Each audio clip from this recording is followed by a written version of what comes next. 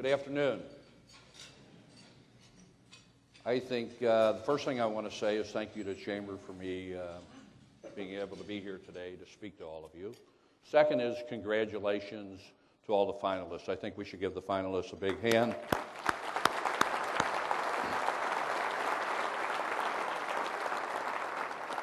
I think that the reason it's important that we give the finalists a hand right now is in a minute, some people are going to think they won, some people are going to think they didn't. But the truth is, everybody in here shows that they're a winner because you're here today. Some people are still filling out the paperwork to get into this. Some people are saying, next year I'm going to do it. But the people who are sitting here took action. They took action, and that's why you're sitting here today. And that's why you'll be the best of the best if you continue to do it. And I'm going to talk about that today. And so I'm on a mission. And my mission is to be a resource to people so they have the courage to do their life in the best way. Our slogan at Life Success Seminar is fostering individual greatness. Fostering individual greatness. We're all here for the Small Business Award, but the truth of the matter is we're all here as individuals. Some of you are here because you want to win the award. Some of you are here because you want to support your company who may win the award. Some people here are here because they want to network. Prestige wants to make sure the show looks good. The Chamber wants to make sure everything runs great. I want to get done with this speech. Everybody is here as an individual. But when we come together, oftentimes it's a greater good. But all the time, we show up as individuals. That's really what we do. And so our results in life are in direct relation to how we make decisions. And you can be really good at making decisions, but that's different than the ability to make good decisions. Let me say that again. You can be really good at making decisions, but it isn't necessarily the same as the ability to make good decisions. And as we grow up and we go to school, there's a lot of emphasis on making the right decision. But the truth is, as entrepreneurs or as successful people, I believe it's more important that we be good at making decisions. Because the truth is, I have a good friend here, Dan Rolfes, who's my mentor. Dan is excellent at making decisions. He owns like 26 companies. He's been wildly successful. I'm a little different. I want to make sure the decision is right. And so when I vacation in Dan's home because he has one. See, I go down to his place.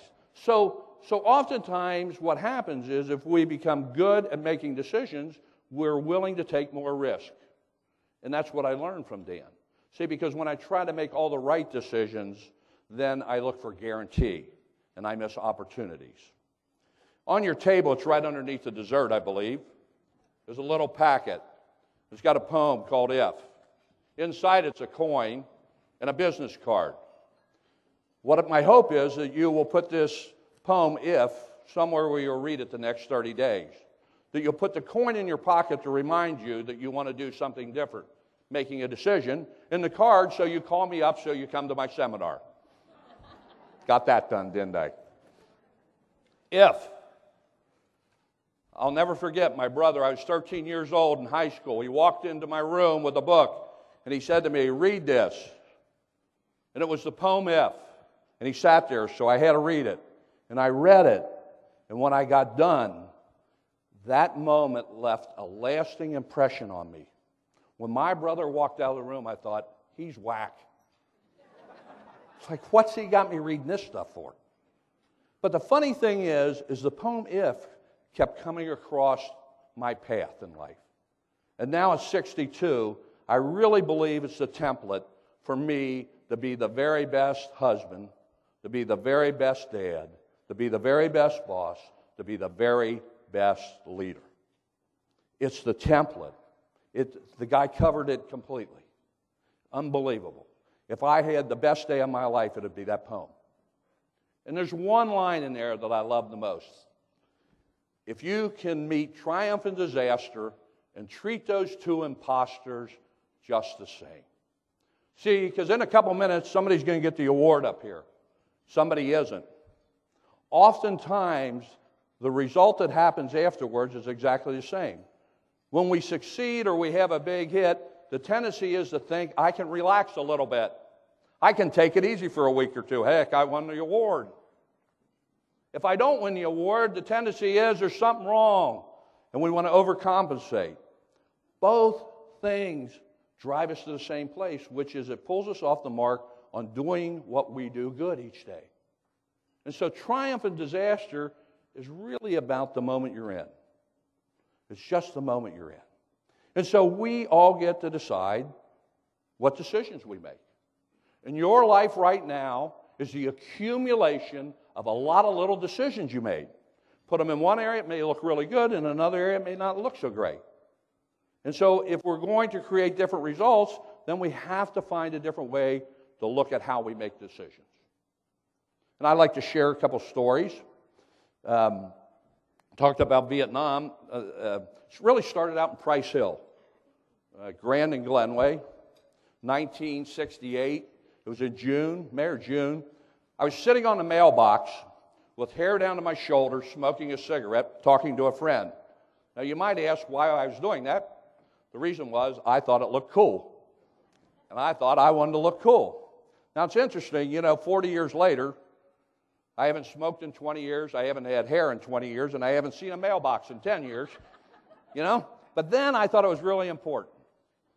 And my friend said, why don't we join the Marines on the buddy system?